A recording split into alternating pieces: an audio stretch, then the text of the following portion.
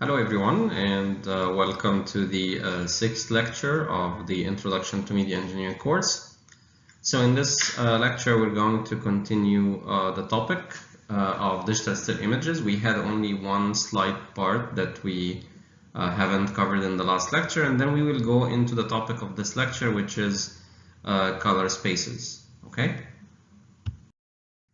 So in the last lecture, we covered the topic of pixel point processing, if you remember, where we talked about how we can change how an image look like. For example, we can increase the brightness, we can decrease the brightness, we can play with the contrast by applying some transformation function.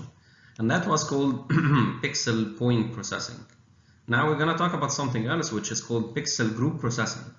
So what's the difference between pixel point processing and pixel group processing? The main difference here is that in the pixel point processing, the value of the pixel, the new value of the pixel after applying a transformation, relies only on the previous value of that pixel. So if you remember, we were like when we did the negative of an image, we said that f of p would be equal to w minus p. So if a certain pixel has a value p, this was like when we do the negative of an image, we replace w with 255, so 255 minus p would be the new intensity of the pixel after we apply this transformation. Now, in pixel group processing, this is different. So each pixel's new value, we call it here p prime, depends only on its old value p and the values of neighboring pixels. So the result of applying this process is dependent on the previous value of the pixel, p, and also the values of the neighboring pixels. And such operation is typically referred to as filtering. So if you have an image like this one, what we do, we apply what's called the convolution mask. I'm going to explain this in the next slide, in order to change how that pixel looks like in a transformed or a new image. And this is mainly used for noise filtering. So let's see how this is used for noise filtering. So in order to explain this, we will use the idea of averaging filter to remove noise. So let me give you an example just to explain this. Let's assume we have an image. Let's assume it's this image, okay? And this image is 5 by 5, okay? And let's assume that this image had a square, a 3 by 3 square that's just in the middle here, where all of the values of that square are equal to 10. So the intensity of this pixel is 10, okay? This is 10, this is 10, all of these are 10s, okay? So this is the 3 by 3 square. Now let's assume that this image, okay, was affected by noise. And by noise here, what do we mean by noise? Noise is something that would affect the image such that it changes the values of the pixels to be different from their true values. So let's assume for now that the central pixel of that square, okay, has been changed from 10 to 0. So let me do this here. Okay, so again, this was the line here. So let's assume that now this pixel, the value is 0 here. Okay, so now the central pixel has been changed to 0. All of the other pixels remain as they are. They are actually equal to 10. Okay, let me fix this a little bit. Okay. Now, we need some method that can replace that 0 with some value that would be similar to its true value. And this is the function of the filters that we apply to images in order to remove noise that might appear in images. So one method that we can apply here is to do this. Given that the whole square had the value 10, all of the pixels had the value 10, and the central pixel only is the one that was affected, then one method could be would be that we will do the following. We will take the average of all of the pixels that are within this 3x3 window. So if you compute their average, we have 8 values that are equal to 10 plus the central value that's equal to 0, and then we divide by the total number of pixels we have in this 3x3 window, which is 9. So that gives us, actually if you compute 8 divided by 9, it would be like 8.88, which is approximately equal to 9. So this means that what we will do is that once we computed that average, when we got that value 9, we will take that value 9 and we will replace the 0 with that value 9. So if you think about it, using that method, we were able to replace a bad pixel, the pixel that had a value 0 because of the noise, with a value that's equal to 9. Now that value 9 is very close to the 10 because, as we said, the original intensity of that pixel was 10. So we were able to replace the 0 with a 9, and the 9 and 10, the difference is not of course as big as the difference between 0 and 10. So given this idea that we can replace a bad pixel with an average of pixels, that can actually help us to reduce noise. Now the good thing is, why is this a good method for noise filtering?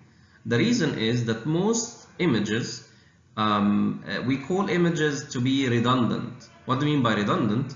We mean that if you're taking a picture of an object, what makes something an object is that the pixels of that thing, they would have similar actually intensities. So therefore, if the noise affects like one pixel, most probably the neighborhood of that pixel will not be affected with noise. And even if it's affected, wouldn't be that much and wouldn't be all of them. Okay? Noise, when noise happens in images, it actually affects a small number of pixels. It doesn't affect the whole image. So if this is the case, if we have an object that we're taking a picture of, similar to that object that we have here, okay, and the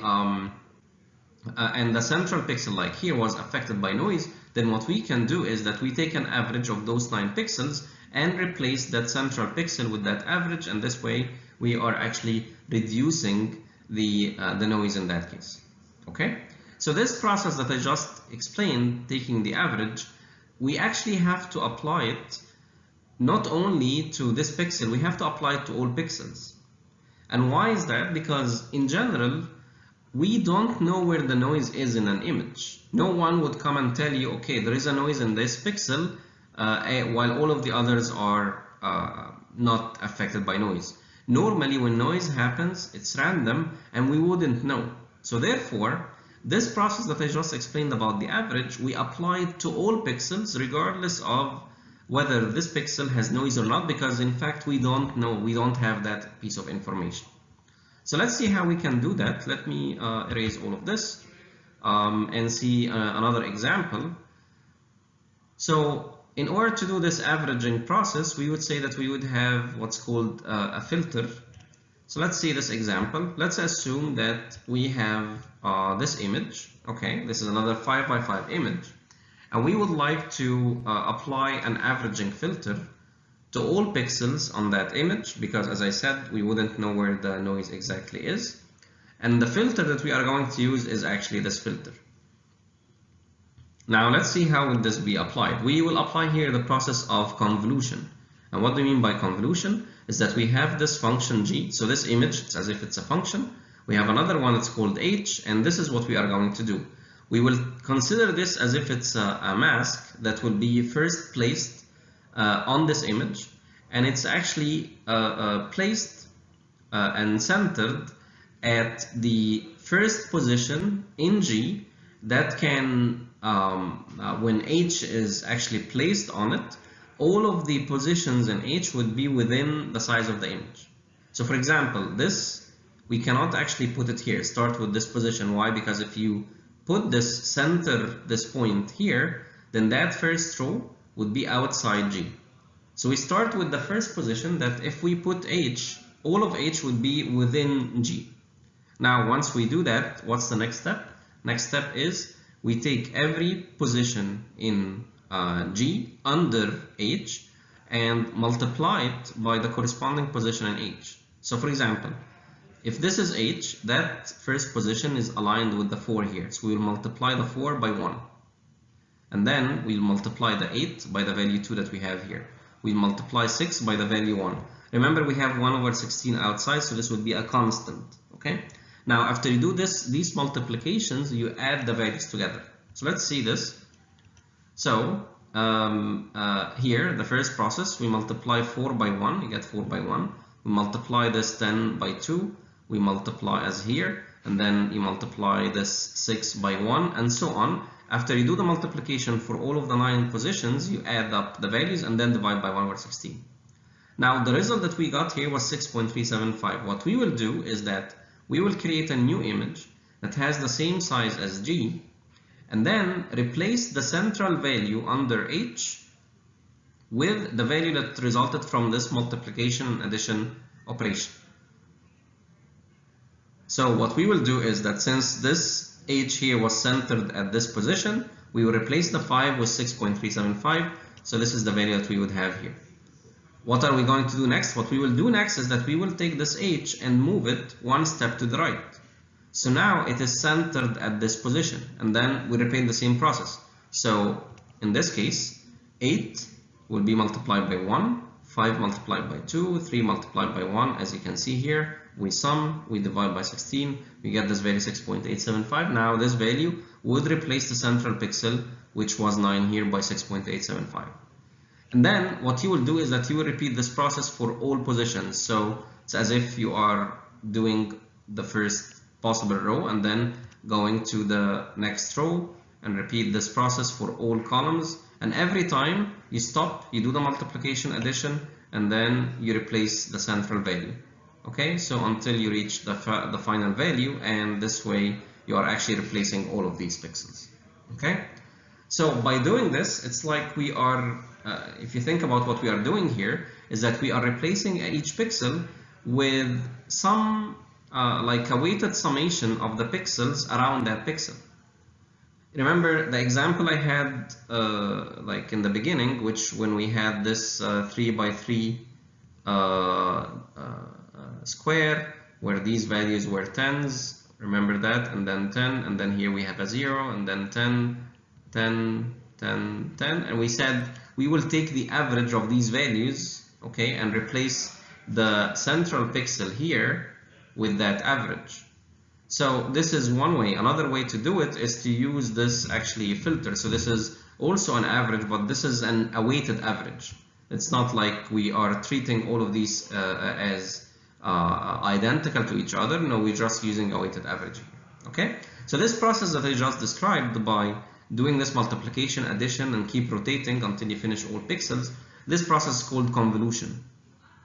Okay, which is the idea that we are using here for pixel group processing. Okay, so that's it for the topic of digital still images. Now let's move to the topic of this lecture, which is supposed to be color spaces. So color is of course an essential element of multimedia. It's used in vector graphics, in bitmapped images, in video, animation, and text. So it's used in all types of media that we are talking about in this course. Now, the idea of color, it's actually a subjective sensation that's produced in the brain. What is this? This is actually, this is called the retina. The retina is something like in the back of your eye. So if we draw here the eye, like if we look at the side view of the eye, the retina would be in the back of the eye here, okay? So what is the retina doing? The idea of the retina is that it is actually, its function is that it takes the light, the incident light that falls onto the eye, and then it has a group of cells that are here. Those cells, what they do is that they convert the light into electrical pulses.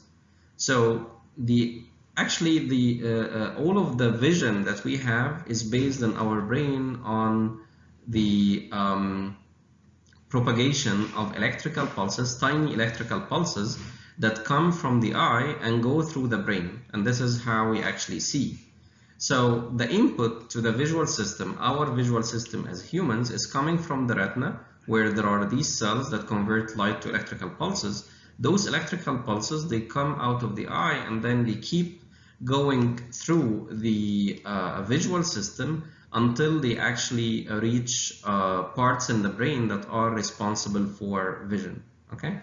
Now, the cells that convert light to electrical pulses, there are two types. Some of them are called the rods and others are called the cones. The rods are these cells that are responsible for just the brightness, no color information, while cones, like you see here, there are some that are blue, some are red, and some are green. Those cones, they're actually responsible for color sensation. We have in our eyes some cells that respond to the blue light, and these are the blue cones, and we have others that respond to the green color and others that respond to the red color. And this is how we get the sensation of color. So the color science attempts to relate the subjective sensation of color to measurable and reproducible physical phenomena, and this is what we are trying to discuss in this topic. So related to the notion of color is what's called the spectral power density, and the spectral power distribution, SPD, is a description of how the intensity of light varies with its wavelength. So what you see here, this is a spectral power distribution of daylight. So the blue light, so that incident light that comes from the sun, the blue light is in that range. This is the wavelength of the blue light. This is for the green, this is the yellow, and this is the red.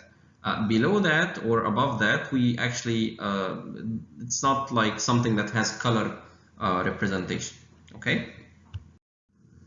The production of color is related to a theory called the tri-stimulus theory.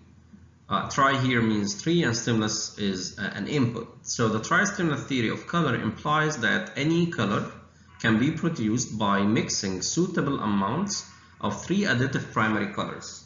So for example, computer and TV screens can be constructed using each pixel made up of 3 dots of phosphor emitting red, green, and blue. So for example, this is if you zoom in onto a computer screen, zoom in with a very high magnification rate, you will find that every pixel has actually 3 dots as shown here. The 3 dots, one is for red, one for green, one for blue. And these dots are very, very close to each other that you wouldn't be able to notice if you just look at the screen. You wouldn't notice that. You have to zoom in with maybe a microscope or something to be able to see them. Now the thing is, if you look at this picture here, this is the letter X. In fact, if you look at this at the normal magnification, this letter X will appear white. Why? Because every pixel has 3 components. Like if you look at any pixel here, you will find that you have the red and the green and the blue components. Like let's take this red, green, blue. We have red, red, green. So each 3 of these represent a single pixel. When you have full red, full green, and full blue, and they are very close to each other, this will appear to your eye as if it's a white color.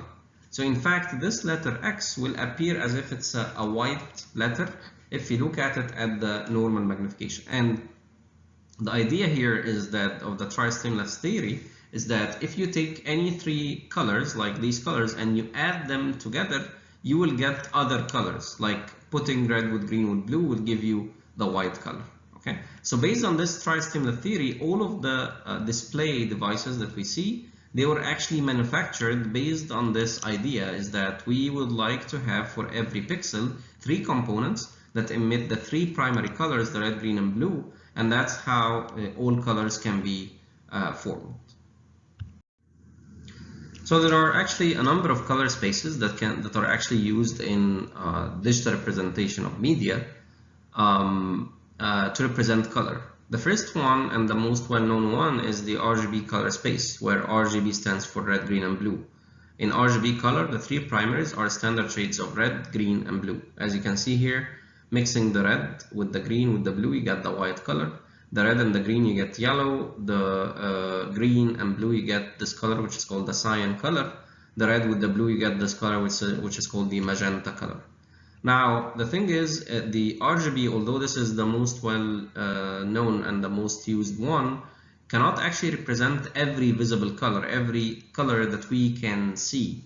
Only colors in what's called the Rgb Gamut can be represented in this way. So if you look at this figure, and regardless of what the X, Y, and Y axis is, this is just a representation. So this here, you see that shape, this shape represents all possible colors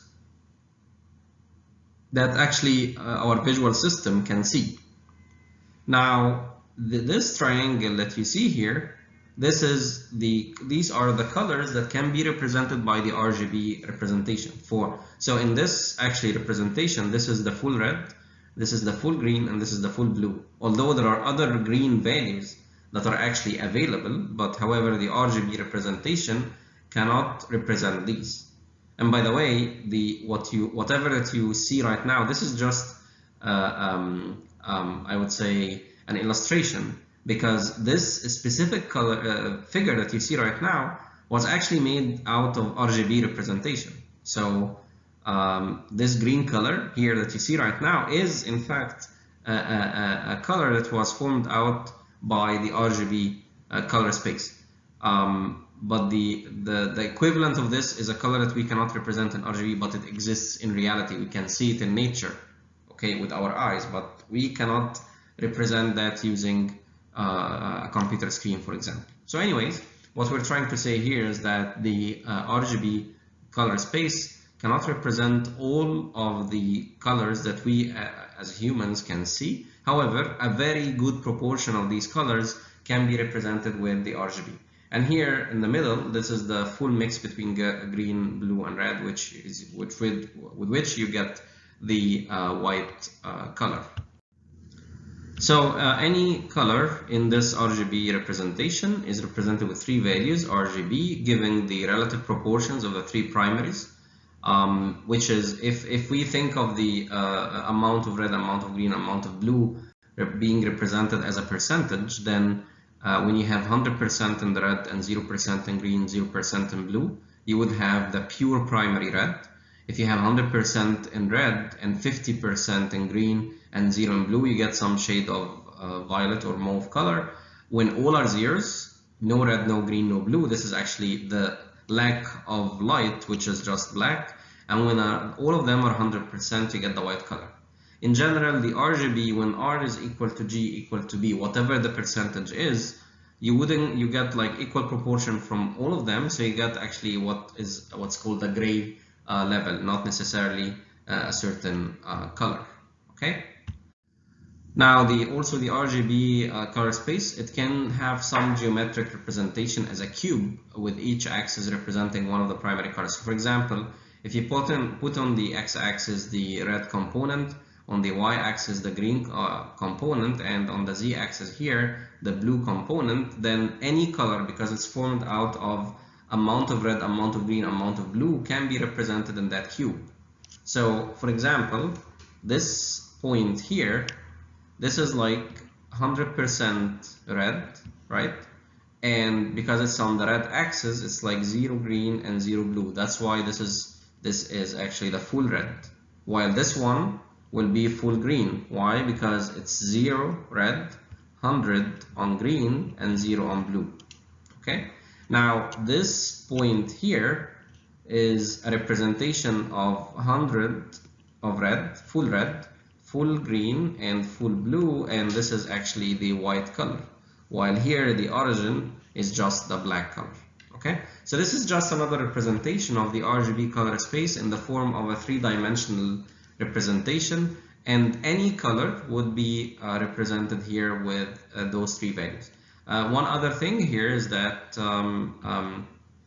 if you look at this line here, you see this line? This line is going from the origin to the point where you have 100% of all three components. Any point along that line is actually would have a gray color, okay? Because on that line, the R and the G and the B are all equal to each other, okay?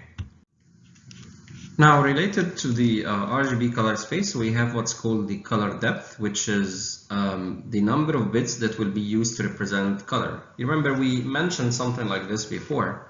So we say that they normally cannot distinguish more than 16.8 million colors, which is about 2 to the power 24. And these can be represented using 256 different values for each of red, green, and blue. If you have 256 for each, so this would be 2 power 8 multiplied by 2 power 8 multiplied by 2 power 8, you get 2 power 24. which is about 16.8 million colors.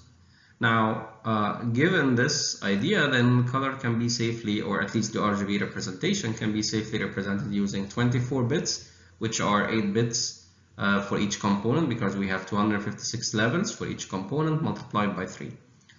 For each of the primary colors, it can take values from 0 up to 255. Pure red, in that case, if we're not using percentage, now we are using values that will be stored. So the pure red will be 255 for the red, 0 for green, 0 for blue, while the pure white would be full red, full green, full blue, so 255 for each of them. Sometimes this gets represented in the form of a hexadecimal number. We had an example like this before as well when we talked about digital still images. So for example, if you have this like full red, which is 255, 127 for the green, and 255 for blue, this is how it would be written in hexadecimal. Remember, in the hexadecimal, each digit would be represented by 4 bits. So the FF corresponds to 255, these FF correspond to 255, and F7 7F corresponds to the 127. Okay. So the use of lower color depth than needed leads to posterization, which we mentioned before, and the loss of image detail but reduced file size. So for example, this image here is formed with every pixel has 24 bits to represent the color. This one has 8 bits to represent color. Here we have only 4 bits, and here we only have 1 bit. So when you have 4 bits, then 2 power 4 you have 16. So this image has 16 different colors. This one has 256, and this one has 2 power 24, or can have up to 2 power 24. Now the thing is, if you compare these two images to each other, it looks like that this image is not really that different from this one. Like, for example, if you compare this one to this one, looks like there is difference. Like here, the house here was red, while here it's like orange. So there is a difference. However, when you compare these two, it doesn't look like there is that big difference, which might be an indication that for this type of image, maybe 8 bits would be sufficient. And that's why we say here it can reduce file size, because if we can represent each pixel with 8 bits instead of 24 bits, in that case we can say, okay, we are saving a lot in terms of storage when we are representing that image. Okay, so this is the idea of the color depth, and of course once you go to 1 bit you would have what we call posterization, because the image looks like a poster here. Okay, so one way to represent images is to use what's called indexed color or indexed image. This is actually used in the GIF and PNG formats. You know, the GIF and PNG formats. So what's the idea of the indexed color? We say that in the indexed color, we, instead of storing a 24-bit color value for each pixel, we use an 8-bit value which serves as an index into what's called the color table. So let's see an example. Let's say that we have this image. Okay, so this image would normally be represented as a matrix. So this image has, if you think about it, says like 1, 2, 3, 4, 5, 6. It has 6 rows and 6 columns. So this image is supposed to be formed out of 36 pixels, and each pixel is represented with 24 bits, 8 for red, 8 for green, 8 for blue. Now in the indexed color or in the indexed image, we represent this image in a different way. We make actually 2 matrices. This one normally is called the data matrix, and this one is called the color table or color lookup table. The idea here is that in the color table, you store the unique colors that appeared in the image.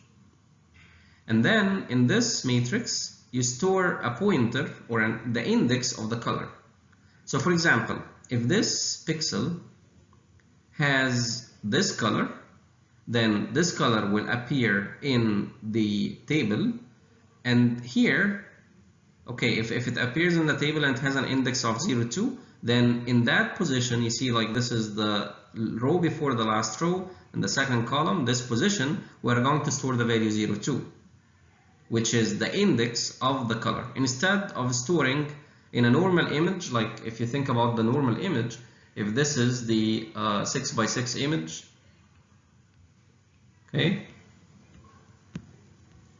So this is the 6x6 image. Normally, each position, like this position, should be stored in 24 bits. The 24 bits are supposed to be the same values that we have here. Okay? However, we do it differently. We would have two matrices.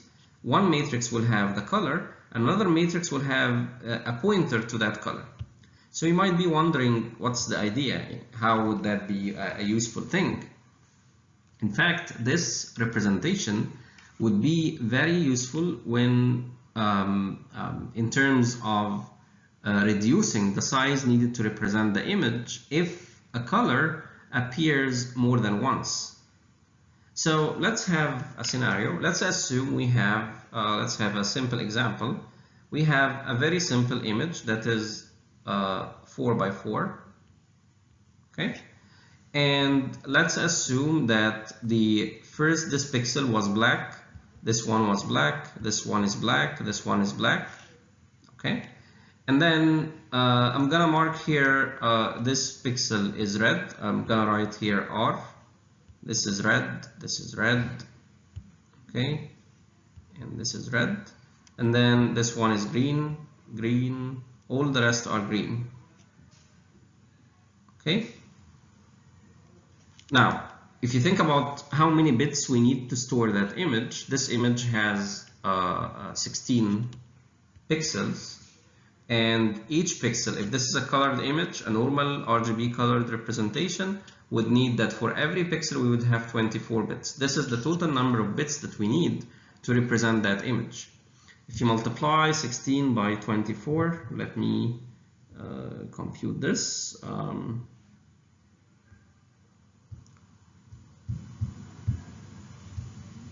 Okay, so 16 multiplied by 24, we get 384 bits. Okay, now how are we going to represent that same image using the indexed color? Let's see how we are going to do that. So optimally, what we will do is that we will have a matrix. That matrix is the same size as the image, which is similar to this one, and it will have 4 rows and 4 columns, and we will have a color table. In that table we store the colors that appeared in the image. So how many colors appeared in that image? We have the black color, we have the red, and we have the green. Only 3 colors, right? So if you have 3 colors, how many bits do you need to represent the index? You need actually 2 bits. So it's like 0 if we write here in binary, or let's write it here even in decimal. Like you would have 0, 1, 2. If this is the red component, this is the green component, this is the blue component. Imagine we are doing it this way. So the first color is just black, so 0 red, 0 green, 0 blue. The second color that appeared was the green, which is 0 in the red, 255 in the green, and 0 in blue. The third one was red, which is 255 in red, 0 in green, and 0 in blue. So this would be the color table. Now, what are we going to store into this matrix? The first position, this pixel here, is black, right? What's the index of black? The index of black is 0. So we put here 0, and the same thing we will put for all black pixels, just the value 0. And now remember that this is represented in 2 bits only. This is 0 and this is 0. Now, how about the green pixels? Now the green appears in the image and it has the index 1. So we'd have here 1, here 1. This is 1, 1, 1, 1, 1, 1. How about the red pixels? This would be 2, 2, 2, 2. Now, and again, every value that we have in this matrix, the top matrix, is just 2 bits. Now, if you count how many bits are we representing that image with? Now, we have actually 2 things that we need to count. How many bits do we have here? So this, we have 16 pixels, and each pixel has 2 bits. Okay, so in total, we have 32 bits here. Okay. Now, how about the color table? We have in the color table, we have 3 entries. Each one is 24 bits. So we have 3 multiplied by 24. So 3 multiplied by 24, we get 24, 48, this is like 72. So 72 plus 32, you get what? 104. Which means that we can represent that image that was originally represented in the RGB with 384 bits. We are representing the same content, but using only 104 bits. So you're saving 280 bits. You see how much saving we have. Why did this happen? The good thing that happened in this image is that the colors were repeated. So normally in the RGB, every time you are going to store the same value for the color, the same 24 bits. But how? Now here, we are actually storing only an index to the color, and the color, the unique colors, are only listed once in the color table. And that's how we can save in terms of storage. Okay? So this is the idea of the index color. So and that is actually useful once you have a repeated colors. Now, one thing about the index color that's used in the GIF or PNG is that they use 8-bit or 8 bits for the index in the color table.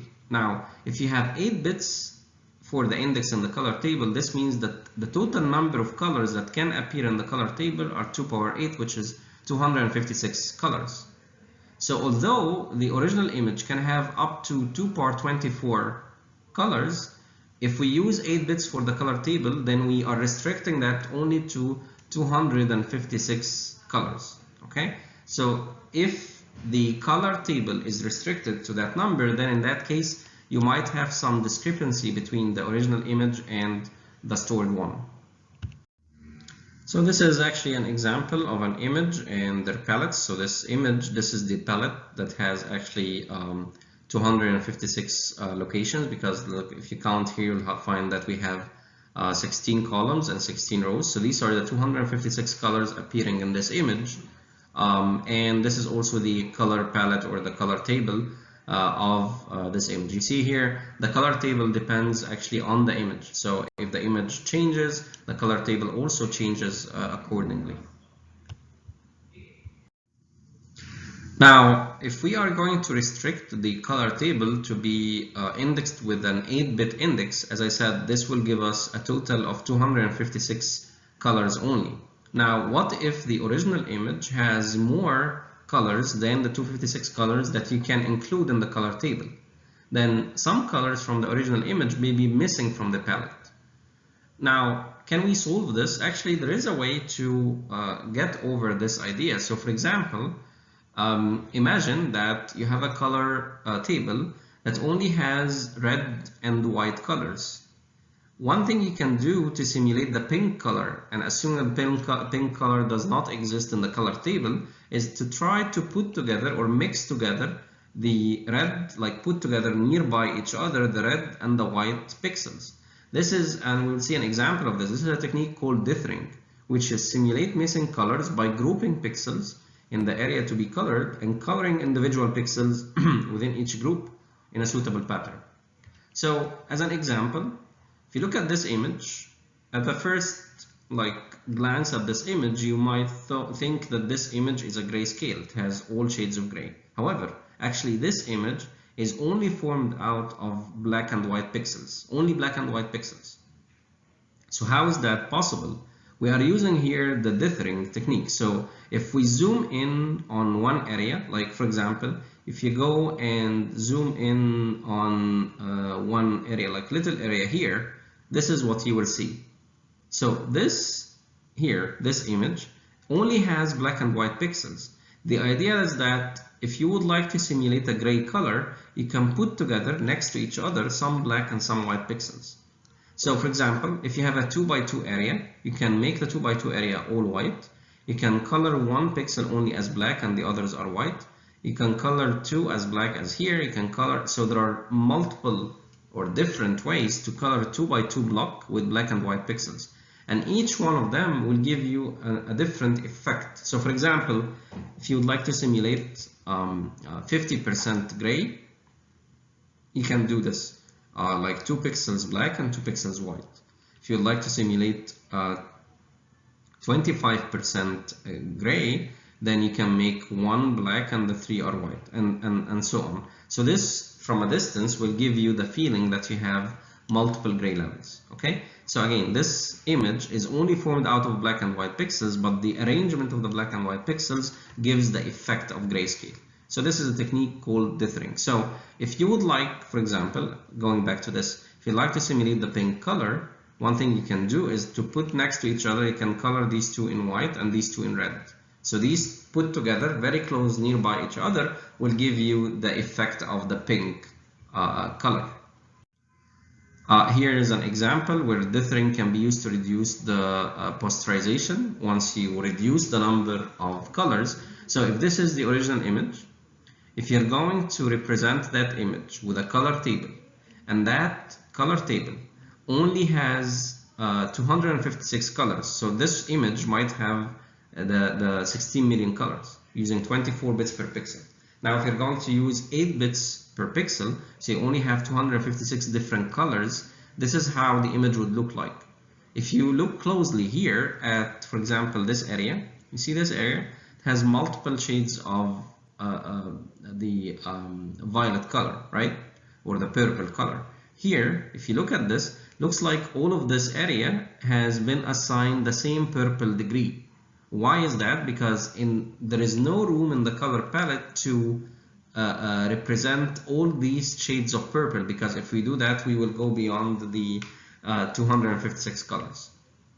So this is the normal indexed image that you will get without dithering. Now with dithering, and by the way, if you look at GIFs on Facebook or whatever, you will find that they look like this, look like they have these dots. Maybe you were wondering why the GIF always has these dots, because they are using the dithering in order to simulate those colors that are not really present in the color palette. So here, in order to simulate the different shades of purple, we are using the dithering technique. So you see some pixels are colored in maybe that degree of purple, and nearby them you'd have white and black or something like this. So that's how you're actually simulating different colors.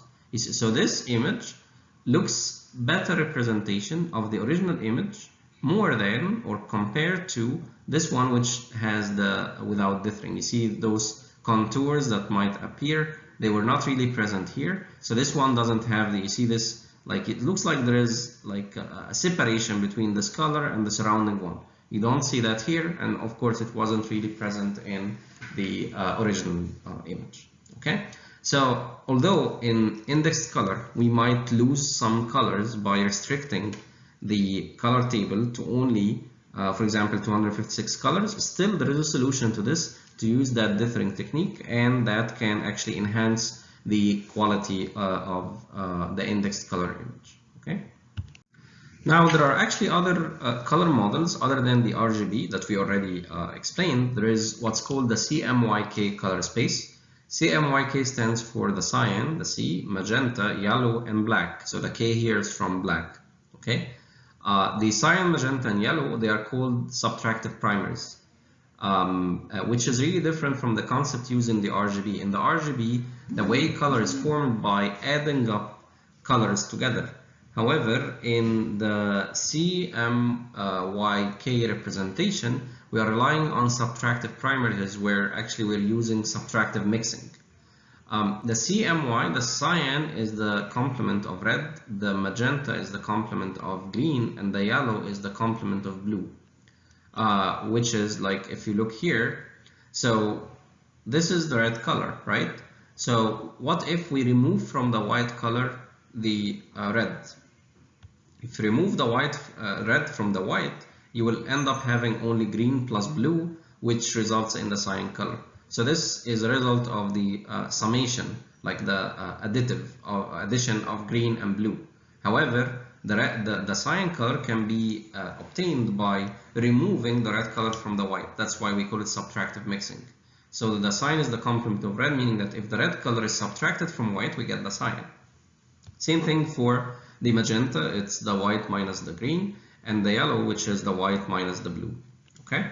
Now the Cmyk color space is the one that's actually used in printing. So there is a big difference between things that are printed or things that we see and things that or colors that are generated because of a light source. When we talk about a computer screen, there is a light source. The screen has some light source. It emits light that actually directly goes into our eyes, and then we see color. However, when we see things that are printed, the idea is different. The printed stuff doesn't have a color source, doesn't have a light source, does not emit light.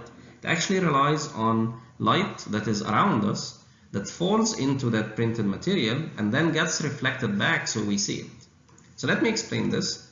So if you look at this, let's assume we have in this figure a white piece of paper, and then we put a layer of cyan ink on top. This is the incident white light. So when the white light that's coming from the sun or any light source around us falls onto the piece of paper, goes through that layer of cyan ink and then hits the white paper and then gets reflected back. When it's coming back, the layer of cyan ink acts as a filter that actually absorbs, because the cyan is the complement of red. So the cyan ink will absorb the red light and it will emit the rest. So what is the rest in this case? It would be the white light, and the red component is removed from it. When you have the white minus the red, then what is left? Green plus blue, and the green plus blue gives you the cyan color. This is how we see cyan. Let's have another example. This will clarify the idea. Is that let's assume that you have a piece of white paper and then you put a layer of cyan ink, and on top of that a layer of yellow ink. So what will happen is the white light will go into the white paper and then it gets reflected back. The white light, when it's passing through the yellow ink, or let's start from here. So it's passing through the cyan ink, so the cyan ink will absorb what? Will absorb the red color. So what will pass through the the yellow ink here is the cyan, the green plus the blue. Now, given that the yellow ink is the complement of blue, then you are also removing the blue, so you end up having the green color.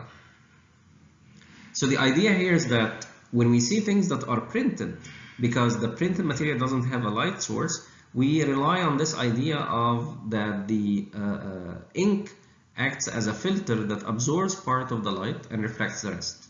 Okay, so who is responsible for this for performing this? Actually, the printer driver. The printer has a driver, and the driver is, if you have, let's assume you have an image that's stored on your computer and it has a pixel that is green. Okay, you color that pixel in RGB as green.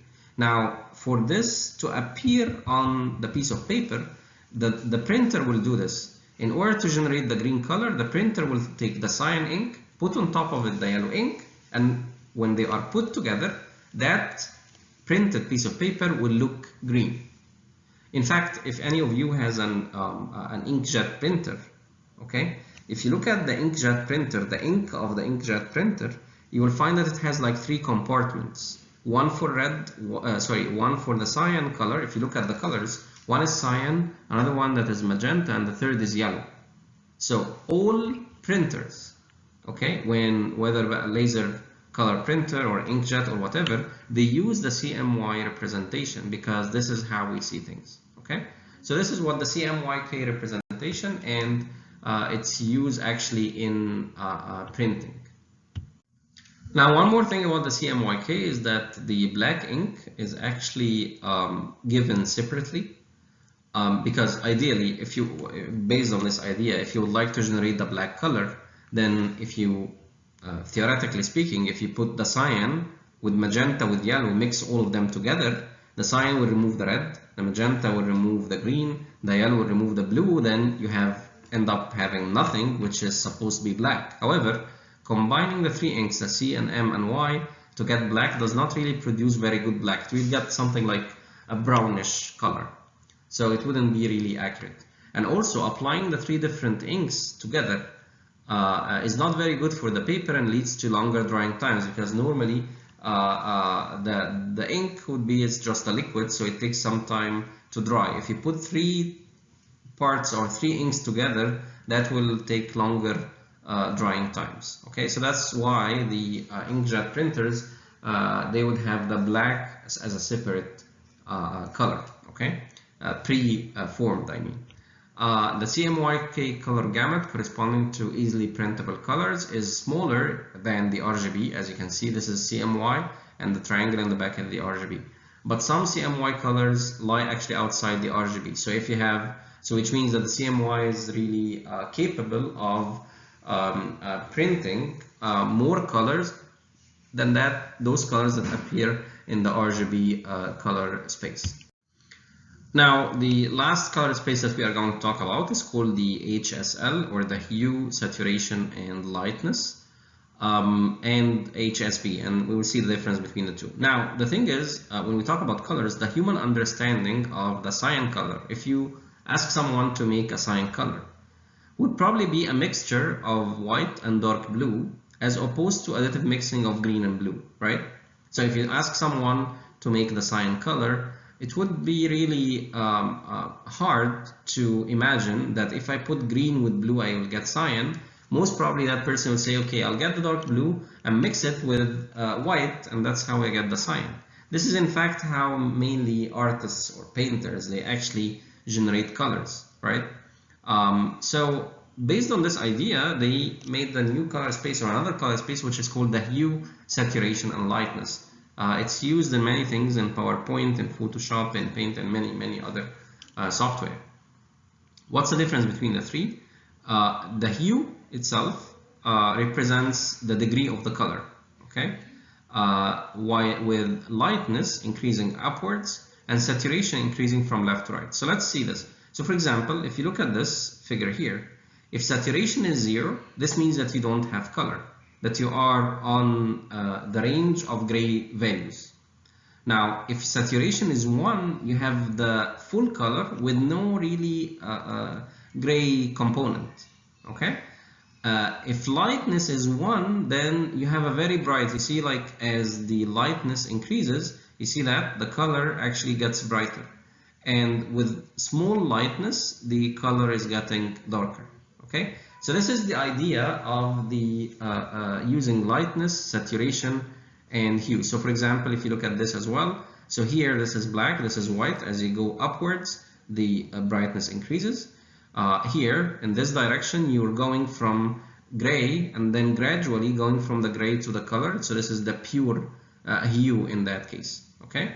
Now the hue itself, there are different. So this is a blue hue. We have actually other values for the hue. The hues can be arranged around the rim of a color wheel as used by painters. So people who paint, they would have this what's called the color rim, or a wheel, I mean, that has like different colors. Like it would have the red, the magenta, the blue, the cyan, the green, and the yellow. So it looks like we have the 3 additive colors, the RGB, and the 3 subtractive, the cyan, magenta, and yellow.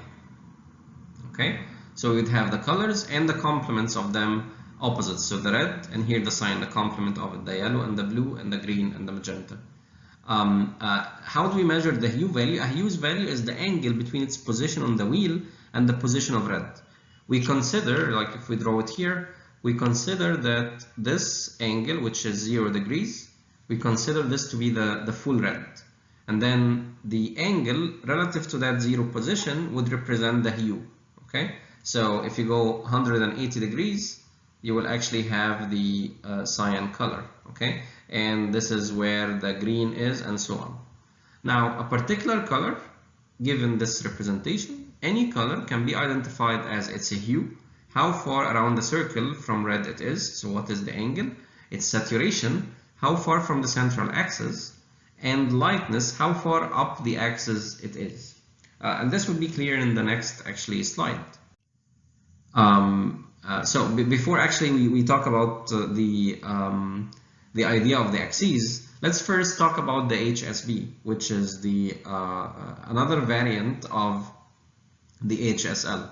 So the HSL is hue, saturation, lightness. Hsb is hue, saturation, and brightness. So what's the difference between the two?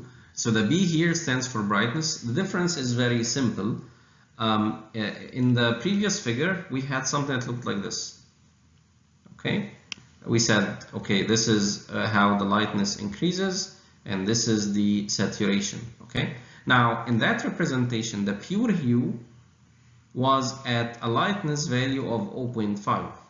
So to get the pure hue, you need the lightness to be equal to 0.5, which is really might be a little bit strange, because someone would say, if I want to get the pure hue, I should have a value of 1 for the lightness. And this is actually what the Hsb is. The difference between Hsb and Hsl is that hue is the same component, saturation is the same. The only difference is you get the pure hue at a brightness of 1. Okay? So when a brightness is 1, you get the pure hue. And then as the brightness increases, you go from that, decreases I mean, you go from that pure hue down to the black color. Okay? Saturation will make you vary. So if the saturation is 0, brightness is 1, you still get the white color. And as the saturation increases, you're getting closer to the pure hue. Okay? So this is here what I was referring to by the axes. So both Hsl and Hsb can be really represented as a cylindrical shape. Okay, so this cylinder is, as the top of the cylinder you have a brightness of 1, the bottom has a brightness of 0, so this is white, this is black. And then if you take a section, like a cross section, like what I mean by this is that if you take, for example, a cross section on the cylinder, then you get a certain value of the brightness. Now, for example, if you go here, you get this circle. Now, this circle is a little bit dark because it's around here in terms of the brightness. And then as you go further, so you see you go from the center towards the edge of the circle, you are increasing the saturation. The hue is when you're varying the basic color. So the hue will go around the circle, saturation go from the center towards the edge, and then the brightness will determine the brightness of the color. The color in programs is normally represented by numbers that the user can vary using color picker. So this is, for example, in Photoshop or in any other tool, you would find that you can set the RGB to a certain value based on the color that you want.